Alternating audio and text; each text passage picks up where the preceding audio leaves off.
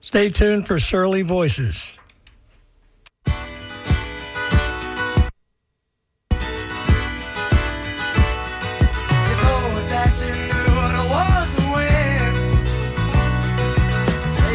Like you're fooling you again.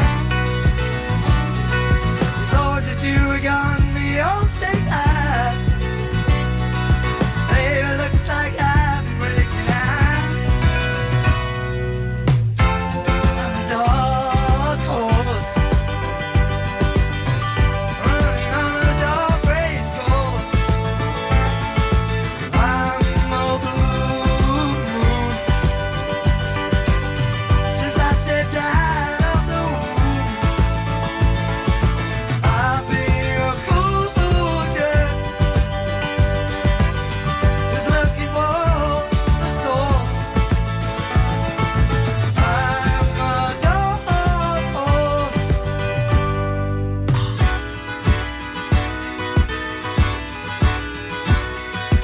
Oh, that you got me in your grip. Baby, looks like it was not so small, and I became too slippery for you. Let me tell you that it's not the blue. I'm a dark horse, running on a dark race course. I'm a blue moon. Since I picked up my first spoon, I've been a cool jerk who's looking for the source. I'm a dark horse.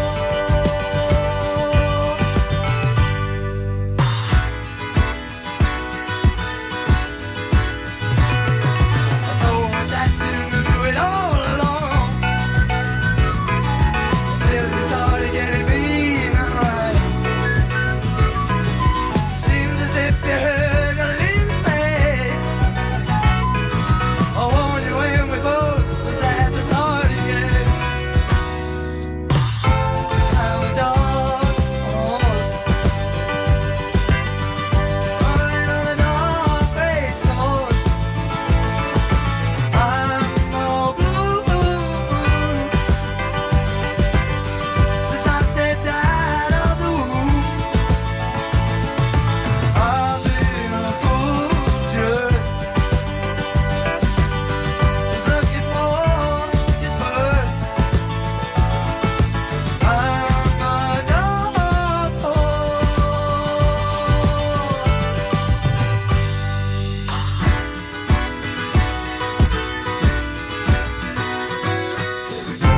I'm a dark horse, and I'm running on a dark race course. I'm a blue moon. Since I stepped from out of the womb, I've been a cool jerk who's looking at the source. I'm a dark horse.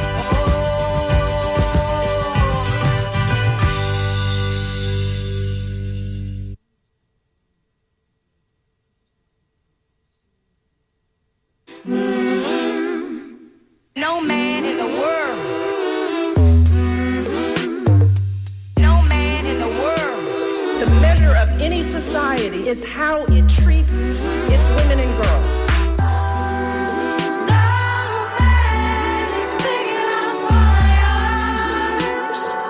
No man in the world. No man in the world.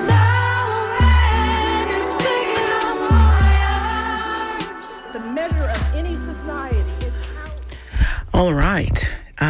Hide your kids and your loved ones. Liz is not in this morning. A little bit of a scramble. I apologize for that. She did tell us last week she wasn't going to be in. And then I took an emergency trip to D.C. to see if we could put in the work to stop the big, beautiful bill. Now, Maria is with me, who has done some of that work with like-minded others. If you check the Surly Voices page, you will find the write-up for the show today. And you will also be able to, later today, see some of the pictures from the work that we've done. And also there's information for those of you who have not called your representative. You can go ahead and give them a call now. There's a lot of heavy bullying being done at this moment, not yesterday, not 3 o'clock in the morning when they had the procedural vote.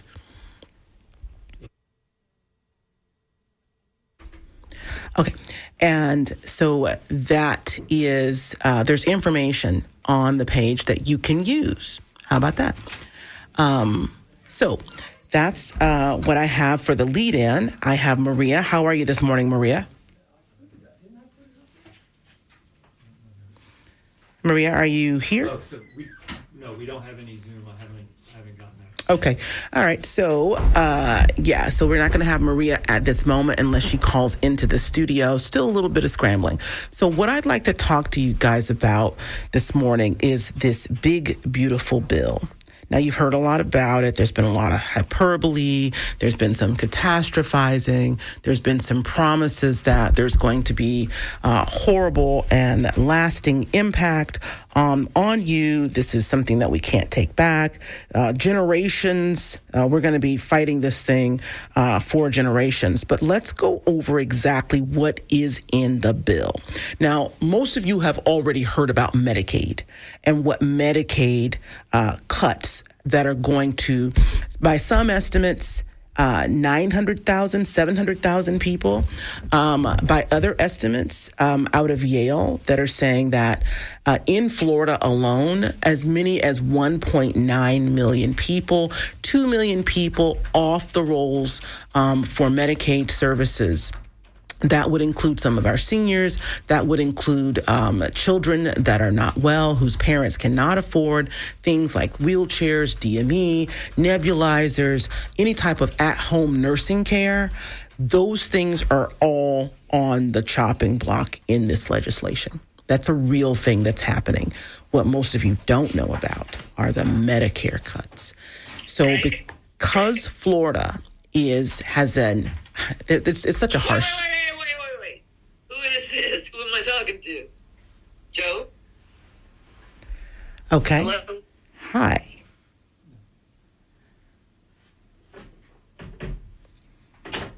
Okay. All right. Liz, are you on the line?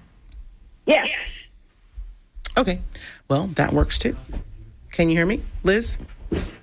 Yes. Who am I talking to? This is Donna. Oh! Can you turn off your phone? Okay. Wait, is she on the phone? No. I think she is. Okay. There it is. Okay. So we're all here. Now, do I have Maria yet? Yeah, Maria and I are on the Zoom. Okay. I don't have the Zoom information. I'm here. Okay. So I think I have everybody here. So, I can hear them. can you turn off your phone, though? Please? I'm not on the Zoom. All right. Okay, maybe it's Liz's. Okay. audio, but I don't have. Join the Zoom from the WMNF thing, and then that way you'll have everybody. Because I can hear you. Because you're on the phone. Right. Mm-hmm. So, if you're having a hard time hearing stuff on Zoom, there's you press the top two buttons on the DJ computer and the one on the other side. DJ, it's the one that, all right, the quick cue has DJ computer on one side and something else on the other, and there's two buttons at the top, and you have to press the two buttons instead of just one button. Okay. I don't have the Zoom. All right. So, okay. All right. So we're going to keep going here. Sorry this morning for the scramble, guys. This has actually never happened to us in 7 years. And I think it's probably all of the chaos around the bill. Some of that energy has made its way to us.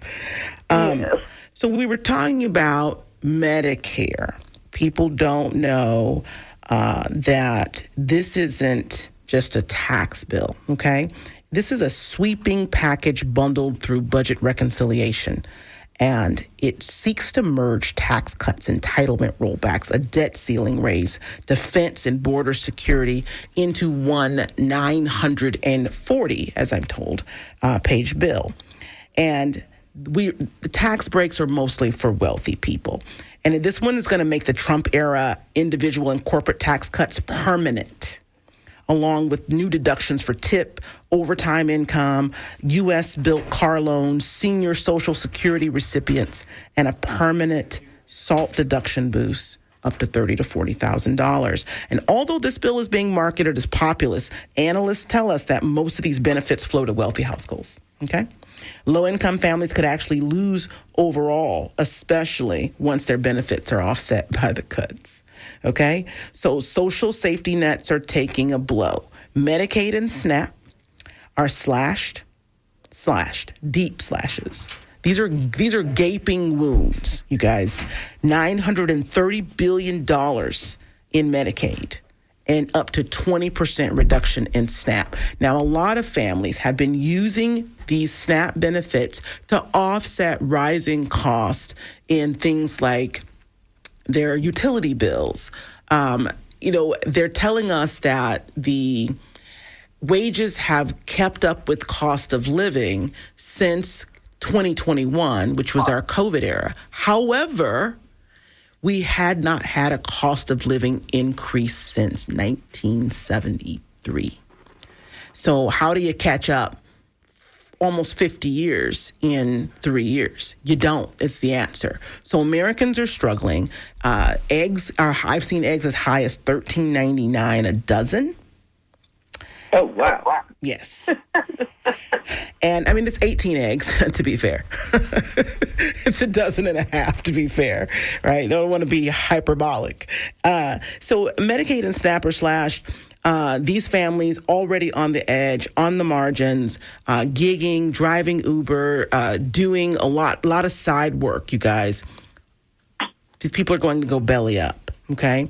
And I said yesterday in one of the reps' office, Darren Soto, Florida rep in the Lakeland area. I told his aides that, have you guys actually thought about the reverberation that we're going to have throughout our entire society, right? Florida's already a little on the wild side. I'm not talking about iguanas and black panthers and alligators. I'm talking about... And Florida man, too. Don't forget Florida. And Florida man on every corner, right? And then now we're going to have kids that can't see the whiteboard in the classroom. Okay, we're going to have kids that can't read the screen on their Apple on their iPads. We're going to have children that are coming to school sick and having problems with their teeth that are going to be met with a lack of care because their parents don't have coverage for them. This isn't going to just be confined to the families that are being impacted. It's going to affect their family members because families are going to have to foot the bill to help these families. And case in point, that was a setup for what I'm about to tell you. But before I tell you how this has already affected me, I wanted to check in with the phone and see if Liz and Maria have anything. I think it's the most inhumane thing I've ever seen, number one. And number two, people don't realize how much elderly people depend on Medicaid. They don't. The nursing homes, I mean, that's how nursing homes get funded, is through Medicaid, because most folks, I mean, don't have the thousands of dollars a month to pay to be in a nursing home. And what are you going to do with your parents and your relatives who have Alzheimer's need Alzheimer's care in a secure ward that they can't get out of, I mean, what's going to happen? It's going to be a disaster. And not only that,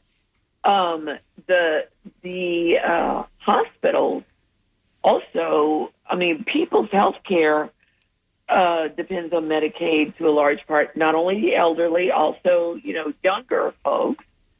And they're going to be, I mean, the hospitals are going to have, especially in rural areas, like back in my hometown, and it's a very conservative area. And yesterday, the CEO of the local hospital stood up and put a thing in the newspaper along with several other CEOs from various organizations. And he's like, you guys don't understand what is going to happen here. So it's terrifying. It really is. What's even more terrifying is that the representatives that are voting for these bills, the Republicans, there were at least 20 Republicans that were withholding their vote. As we sit on this radio, I'm getting word from people who spent the night in the gallery. In the galley? Is it galley? Gallery. In the gallery, watching, not in the galley, that's on a ship, right? Galley is a kitchen. It's been a long morning. We do need gallows. That too.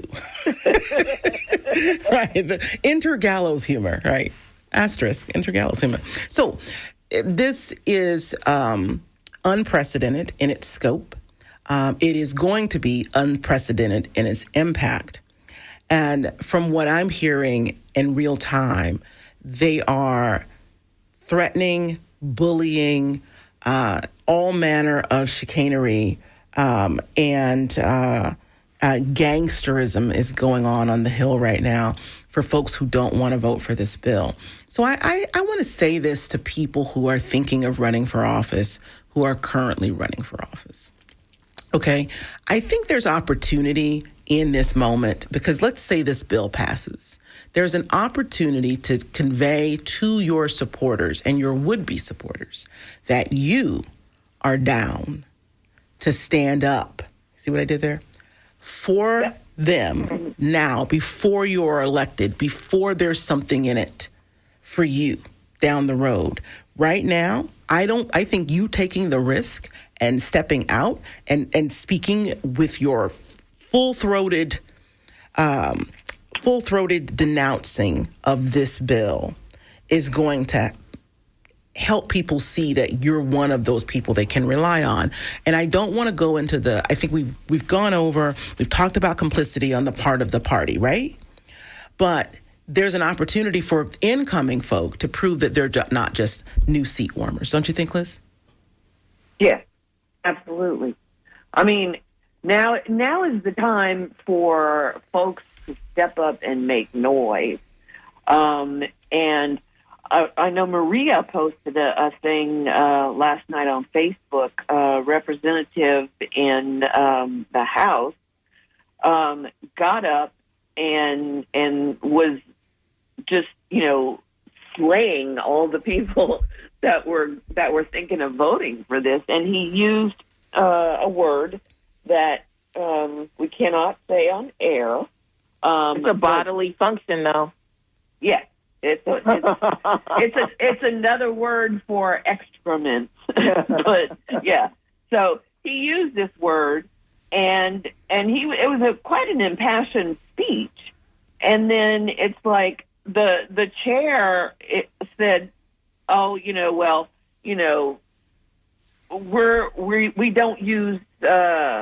I forget the descriptor he used. He didn't say profanity. He used something, vulgarity or something. Vulgar language. Vulgar language, yes. And then he says he recognizes the young lady from North Carolina. The young lady gets up. She's 82 years old. Virginia Fox. And if you look into her, she is the MAGA-est MAGA there ever was. There's She's another MAGA one. before MAGA was even a thing, you know? And the first thing out of her mouth is, oh, yes, thank you for saying stuff about, vulgarity. And I told Maria, I'm like, see, this is why I say that politeness is a tool of the patriarchy. You have the chair, admonishing the dude for being upset that his constituents are going to get screwed in this whole thing. And, the only thing that the chair focuses on is the fact that he used two no words, or the same no word twice. So it's like, and then here comes the young lady jumping on the bandwagon. So just for context, when we talk about, because you guys you're gonna pull our coattails for being ageist, I want to bring your attention to the fact that this year alone, 3 of our representatives have died in office. Okay, so I'm going to walk you through that for those of you who just are so inundated with this. I mean, you guys are smart. This is a smart audience, right? You guys are educated. You're on top of things. You do stuff.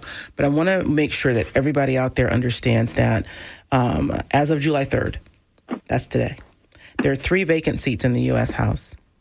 These vacancies occurred during the passing of these 3 representatives. Sylvester Turner. Now, you all know that I did work the Sylvester Turner campaign and help put him in office. I ran his field program, helped put him in office, 1.5 points. The thanks that we get to Sylvester Turner is that he accepts a position, an open seat in Congress, and knowing that he had stage 4 brain cancer, okay? And he took that seat in February, and he died on March 5th. Then we had Raul Grijalva. Gravalya, the Democrat from Arizona. The 7th district, he died on March 13th. Well, beware the Ides of March. Okay, there's a lot going on in March. Jerry Connolly, Democrat from Virginia, from Virginia's 11th, died on May 21st. Now, because these are all in, Virginia kind of, right? These are in swing or red states. Those seats are still open. From what I saw when I did my research, these special elections are being held September, October, November of this year. And also of note is that there are 435 seats. There were 432 votes. Republicans couldn't lose more than 3. And we were down 3 on our side. Now, if you do the math, you'll see that doesn't necessarily bridge the gap. But what would have happened is it would have put it so close. It would have emboldened those who wish to withhold their vote because there wasn't such a stretch, right? Because we still have questions. Now, I want to bring your attention to this as well before I pass to my teammates here. The vote, so last week you saw the Senate vote had passed. And people were, so it's done. The big, beautiful bill is done. And then you heard them say that the bill was headed back to the House. So if you weren't really paying attention, you would have said, why are we talking about this bill? Didn't it pass the Senate? It did. But because they made material changes to specific parts of the bill, namely taxes and Medicaid, that bill gets punted back to the House because now they have to approve these parts of the bill because this is no longer the bill that they voted for and sent to the Senate. So now the Senate has this bill. Last night they held a procedural vote, which is kind of a check-in to see where they are. Johnson's smiling like the Cheshire Cat this morning. He believes he has the votes. However, I'm unsure if some of these folks are looking to force a debate, either for their own salvation or to help their compatriots come to a different conclusion than they've come to. But the procedural vote opened the door for there to be a debate on the floor of the House today, which some of you wonks are watching via C-SPAN. That's what I got. And I don't know if my perception is altered by the way that the media covers things, But it seems like, once again, the Democrats are just laying down. I mean, they all stood together for the Senate vote, but they should be out making noise. They should be Tanya Harding in the hallway with baseball. They should. And you know what? I was hopeful. I was hopeful that the Byrd Act, right, from Senator Byrd, I was hoping, rest his soul, I was hoping that would kick in because of what they did for Murkowski. We lobbied her heavily. People flew to D.C. from Alaska. And bless their hearts, they had to fly on Alaska Airlines. But they made it here whole. And they crawled out of their wheelchairs. They climbed out of their wheelchairs and lied down. They lay down on the floor of the Capitol's rotunda in an act of civil disobedience. And they were arrested. Because they handcuffed to their wheelchairs with zip ties. There was one guy who was with me when we were taken. He was he couldn't see, he was blind, and they took his stick, and they handcuffed him in the front. So that was kind of interesting. And overall, the cops were. I mean, it was civil arrests. So overall, they were, not horrible, but it didn't seem like they had any concern for this man's well-being in that space. There's so much going on. Every time I go to, we've got callers calling in, and I'm going to switch over from them, you guys, in just a second. But every time I go to the Capitol, I get like a spiritual sliming where I feel like, you just got fired, or someone just told you that you were a terrible person. That's how I feel every time I leave the Capitol. So I'm going to put you guys here on hold, and then I'm going to take this caller, Jack in Dover. Hi, good morning, ladies. Hi, Jack. Today. Yeah, I'm just going to make a quick comment. One is a little bit about, I'm hoping that I can relate this to being on topic, because my summary is going to be that I think that a lot of people right now would be better served if we started to focus a little bit more on hiring or electing people that are knowledgeable, like the sustainable living people there on your radio station. Mm-hmm. The reason that I'm mentioning it in that direct stance is that the aquifers, like in Nebraska, mm-hmm. Kansas City, they're saying that because of the agricultural growth there, and the need for irrigation, that there's only one aquifer that does most of these major farms, and it may run out of water in as little as 10 to 15 years. So my point is that right now, with Del Monte filing Chapter 11 bankruptcy, looking for somebody to purchase them, if a company like Deerbergs purchases them, you buy their stock as an international stock. So it looks like there's a major restructuring going on about a global economy versus make America great again. And so I think that, that's a topic that needs to be discussed. Maybe not today, but a later day, if you girls could, research it and tell me your opinion on it. So before you go, let me make sure I have clarity. Yes, ma'am. You're saying that we should switch from what to what specifically? Well, I'm saying that I understand there's a lot of revelry around Make America Great Again, and that a lot of people are almost up in arms, like some of the things that you're describing, where, it's almost becoming a fight over food, mm-hmm. or the end of days kind of a Armageddon, scenario. Yeah. And I'm just thinking that calmer minds, the people that decide who gets water and who don't. Right now, as far as I know, it's mostly the Corps of Engineers and, the wastewater management people. So I have faith in our government. I have a little bit of faith in Donald Trump because, he owns 18 golf courses. And I know that's a ridiculous statement, but golf course management, the people that I know that are superintendents, they are focused on water. And they're very educated. And a lot of these guys have, degrees on top of degrees. So, the point that I'm trying to make is that we have limited resources, and the best way to serve this country is to vote for people that are educated, like the people at USF and the people that have radio stations like Sustainable Living. I heard. Well, I'll say this to you, Jack. Most people who are qualified to run for office never will, right? That's the sad truth of that. And the next thing is that we have a lot of academics in Congress. We have a lot of people who are high-minded, well-educated, and well-heeled. What happens is, and I'll tell you, I think I've told you guys a story before. Patty Lamb, who is the wife of former Colorado Governor Dick Lamb, told me she was a state rep. She said, you go, you get elected, and your goal is to be a change agent. Your goal is to, shepherd people into a different way of thinking and behaving and hopefully living.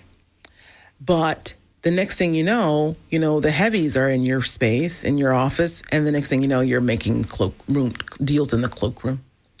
So I don't think that the will isn't there for the average person who decides to run for office. I do believe that the type of people who can afford to run for office don't really have their finger on the pulse of working families. It's one of the things as a political operative that I've had to constantly readjust my mind to. That I'm working with people who have never experienced anything like the treadmill of refractory struggle that so many Americans live on, and yet they think that they're going to be able to do a full-throated representation of the people, these folks and their issues, who literally this entire country is on their backs, right? They're never going to inherit anything. They're never going to get a PhD. They're never even going to, many of them, finish high school. They're your clerks. They're your Amazon delivery guy. These people are America. It's the Langston Hughes poem. And how are we talking to these people about, hey, I'm working 40 hours a week at Walmart, and my kids get dental care and health care through, and my kid has extreme asthma, and he's on a special medication, the only kind that controls. These are the stories of these people. And yet I'm driving Uber, I'm delivering Amazon packages, and I'm also a CNA at the hospital. And I just can't afford the $1,000 a month in medication that's going to be taken away from my child. I don't think the folks who are running for office necessarily, there's some special people out there. I don't think that they necessarily can touch that and understand that. It's not really real to them. Donna, can you hear me? Yes.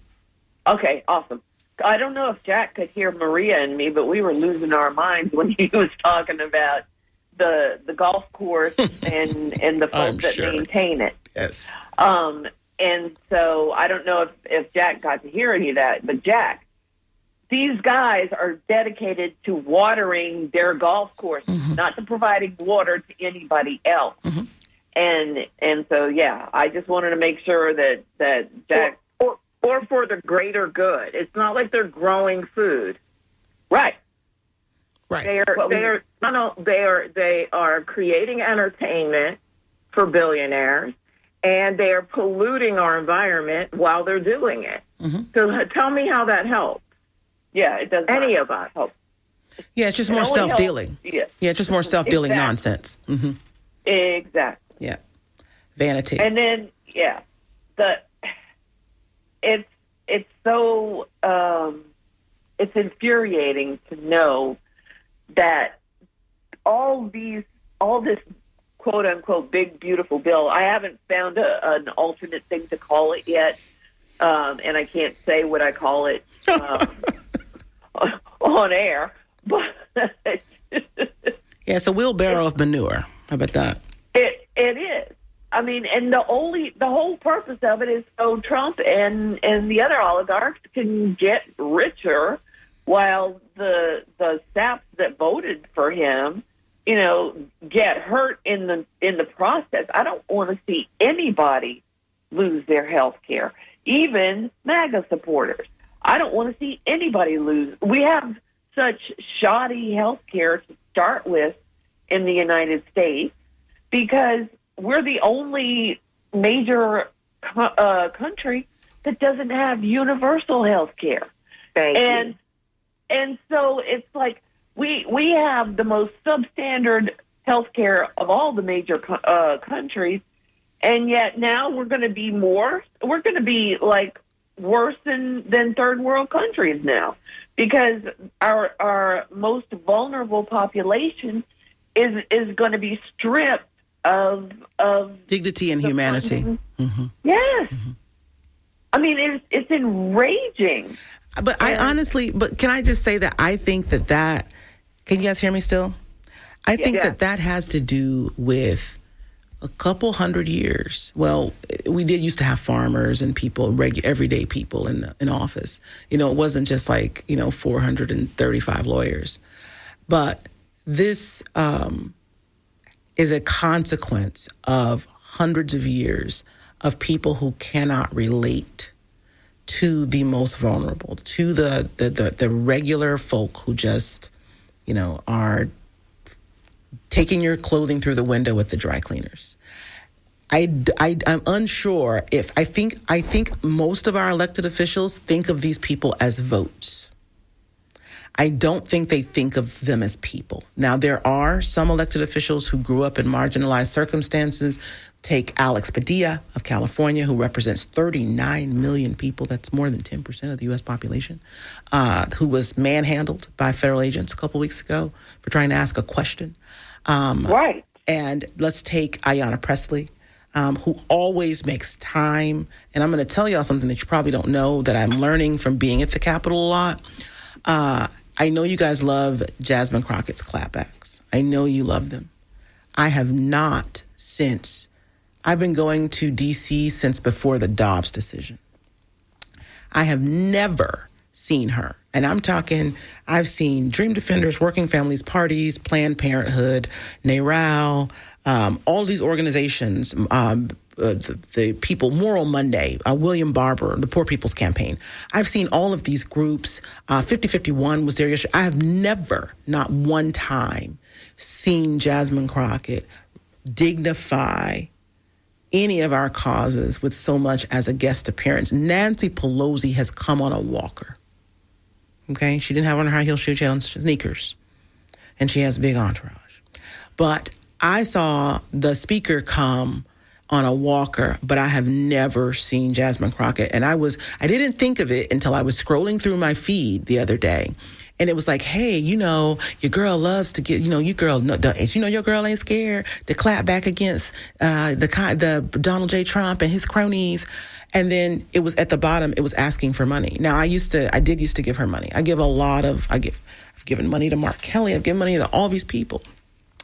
And I was like, nope. And I blocked her from my feed because I have never seen her leave her office. She's not so important in the office. She's not on so many committees. If Elizabeth Warren and Amy Klobuchar, those senators, Senator Warnock, if Bernie Sanders, these are senators. They came and stood in the sun in 100-degree weather to talk to us and to tell us to keep going. I have never seen Rep. Crockett. I just want to let you guys, but I want to put it out there. And I see your point, but she is, the reason she has the following she does is because she is very publicly clapping back, whereas the other folks may go and do the actual work but don't say anything. And we need, at this point, more people to say stuff, because I don't think I've ever even heard you talk about Nancy Pelosi going on her walker. It was a couple weeks ago. Yeah. Mm-hmm. And so it's like, that's, if you're there on the ground, you know that, but other folks need to know it too. Mm-hmm. That's what I'm telling you. She needs to be like, it's like I said, they need to go all Tanya Harding on the Republicans. We're talking about immigration. Like, it is people like, Nancy Pelosi. They are coming out. And to that point, Johnny in Brooklyn thinks old lady Nancy Pelosi rocks. He said he respects some of our elders' old age isn't necessarily a stupor for everyone. So for our mayor race here in New York City, Mamdani is the best looking candidate, so he just might win. Plus, he's very smart and a great speaker. I love Mamdani. And his policies are good for many voters. Thanks for the D.C. reporting. Love you, Surly's from New York City.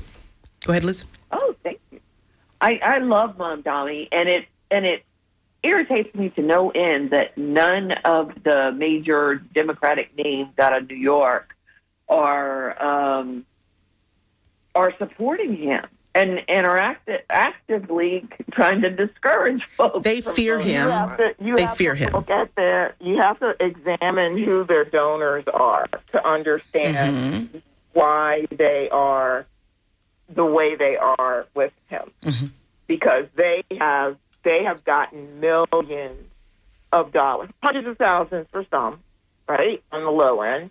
And there are some that have gotten millions of dollars from special interests that conflict with people actually getting relief, that conflict with universal child care and all of the things that support people's ability to thrive, right? So he said something one day in an interview. He talked about because he talked about rent freezing, and the lobbyists for landlord realtors donated $25 million to Cuomo's campaign.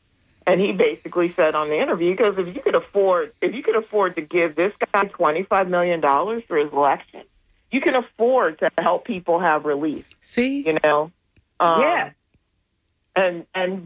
But that's the thing. Like, going back to what Donna said in the beginning, I worry that, like, I really do think that we have to have a massive electoral revolt, right? Like, we have to just clean out 100%. But they have what we replace it with has to be bold, right?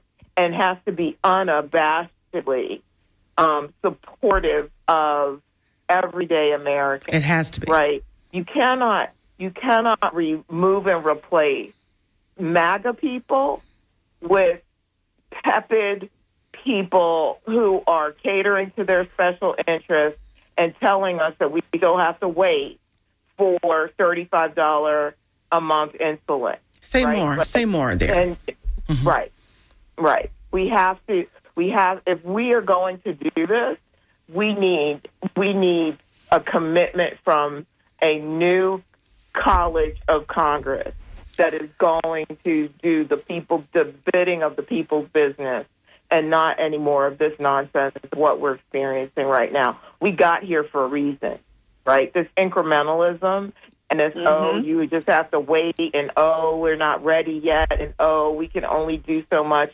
Our hands are, this is how we got here.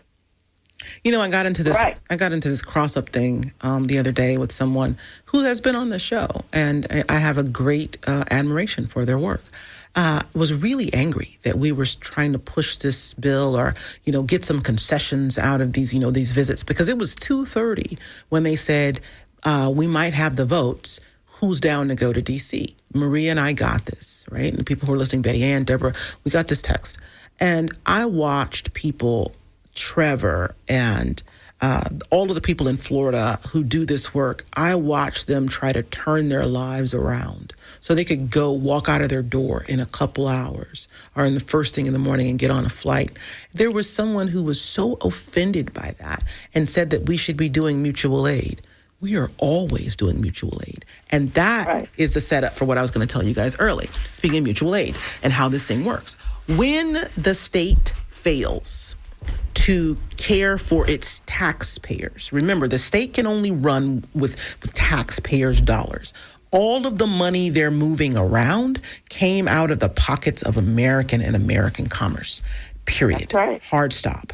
They don't exist. They don't get that pizza brought in on the pallet. That doesn't happen unless our dollars pay for that.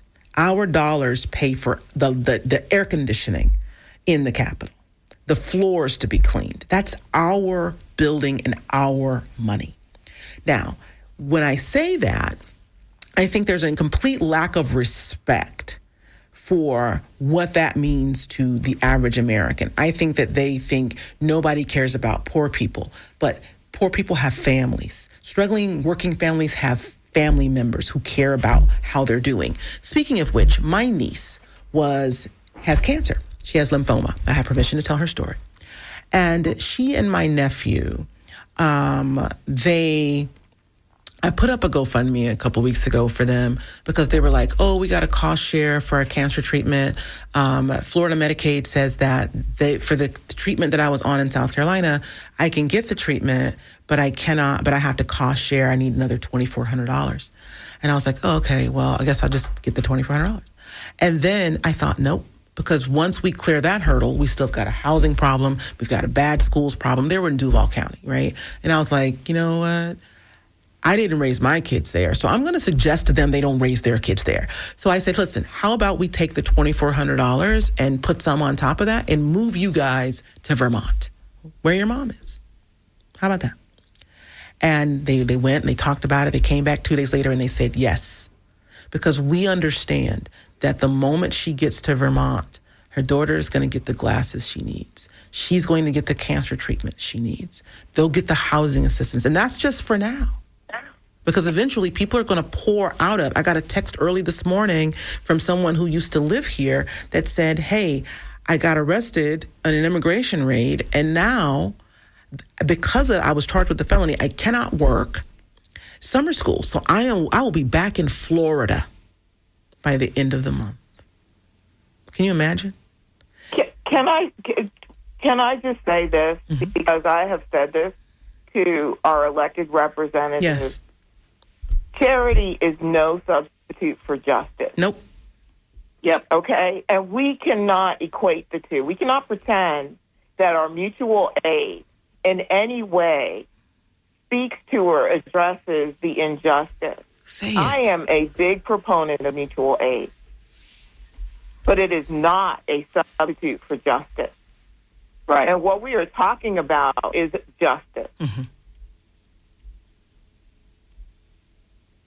And yeah, another thing, there needs to be like major reform on how campaigning and governing functions like that. If you took all the special interests out of the equation, it's like you want to run for office, okay, you can't accept money from, or you can't accept more than X amount from any one company. You have to be mostly people funded, and I know that's really unrealistic. But in my ideal world, there would be no corporate money in politics, because what ends up happening is what we're seeing now. Everybody plays to the special interest and aren't voting in the interest of their constituents. And is anybody going to talk about PACs and how all that dark money gets piled up to the ceiling inside of PACs, and they can use it for whatever they want? They just have to say who's doing it. You know, this campaign is paid for by, endless money. Exactly. Mm-hmm. It's like you might as well be wearing stickers like NASCAR, Yes. Sponsored by Shell Oil. Right. It's like you buy your way in, right? And that's like the whole point. You guys, I didn't get to talk about, I got two callers. I want to give them a minute each. So John and Christina, stand by. I hate to do this at the end, but we were going and I didn't stop. There's going to be big money in this bill for border defense, right? Because we're tilting at windmills down there on the border. The clapback for not getting the wall up is now $45 to $46 billion has been allocated to expand border walls, because now you see he has control of the Congress and the Senate, and they can do this stuff. Well, we're going to find out today. Additional $150 billion for military spending. Sat next to a lady on an airplane yesterday. Said her son was a reservist. He's been in for 7 years. He was told that his unit is being disbanded and he is welcome to re-enlist, because they're trying to beef up numbers in the actual active duty enlisted man segment of the Army. She said he's going to get out and go into the Air Force because he is a helicopter pilot. So all kinds of chaos in young people's life. And it was just at the point where they were going to start a family. So there's another story for you. So you guys, we've got a problem with public lands in 10 states. Public lands. And if I say this for all you conservationists, all the people, y'all know I'm the bird lady. My front yard is a wildlife habitat. Just got to get it certified. No, I'm serious. Right? I know. Okay. I'm like Francis of Assisi, right? I love the animals, all of them. Even I get mad if somebody messes with spider webs, right? Just leave them alone. They're outside. And if they're inside and they're not bothering me, they're fine. So these public lands in 10 different states are going to go up for sale. And you're going to see them developing in some of that. Mm-hmm. That's the stuff that you don't come back from. You don't come back from that. So let's talk to John. Christina, we may not get there. I'm going to try this with John in Port Richey. Okay. Hi, John. 1 minute. You got 1 minute. Thanks. I'm going to be quick. Okay. About the money, about the corporations. Mm-hmm. Use the argument with the conservatives that back in the 1800s, there was nothing in the Constitution that made corporations people. Get that negated, then you can regulate their money. But about the Dems laying down on this big, beautiful BS bill, the Republicans have a better messaging system. I mean, they went back and took the words like liberal, woke, DEI, and made them negative. So go back to the ACA. When that was being passed, it took about a year. The Republicans did a PR stunt where they pulled out the bill and said, look, this thing's so big, we can't read it, we can't pass it. Well, the big, beautiful BS bill is 200 pages more than the ACA, so where were the Democrats pulling that kind of stunt to go, look, we can't read this, and we only got a month to pass this? That's my point. Thank you for holding. I appreciate your patience. All right, and I'm going to go over to Christina. Christina, I'll give you about 30 seconds, okay? Good morning. Thank you, ladies. I'll go really quick. My question for you is, in terms of what they said on NPR this morning, where 20% of the country is going to benefit from this big, awful bill, and then, of course, the working class, the working poor will really suffer. My question is, what about everybody in the middle, whoever's considered middle class at this point, and that determines family size, income, the state you live, but the reason I ask this question is maybe this is a way, if we start looking at this data and letting people that make $60,000, $70,000, $100,000 a year, whatever they make, they're not wealthy, they're not working class. Got it. How do we get their votes back for the midterm? Heard. Thank you, Christina. Thank you. All right. So what do you guys think of that? We've got about a minute and a half here.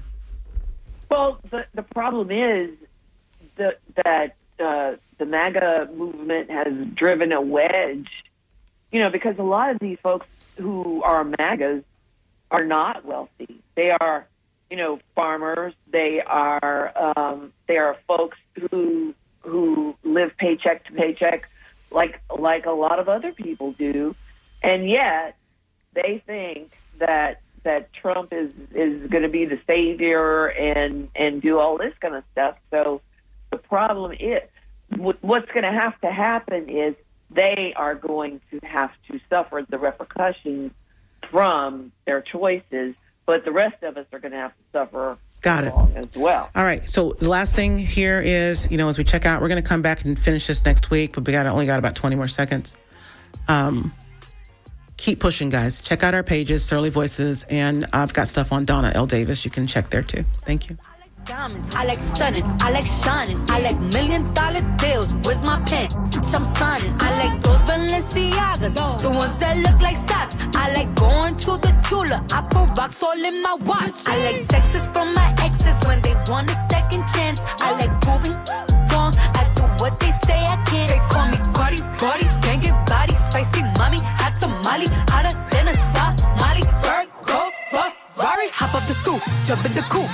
Big dip on top of the roof, flexing them as hard as I can. Eating halal, driving a lamb. So that bitch, I'm sorry though. Got my coins like Mario. Yeah, they call me Cardi B. I run this shit like cardio. Diamond district in the chain. Certified, you know I'm gang. Drop the top and blow the brand. Oh, he's so handsome.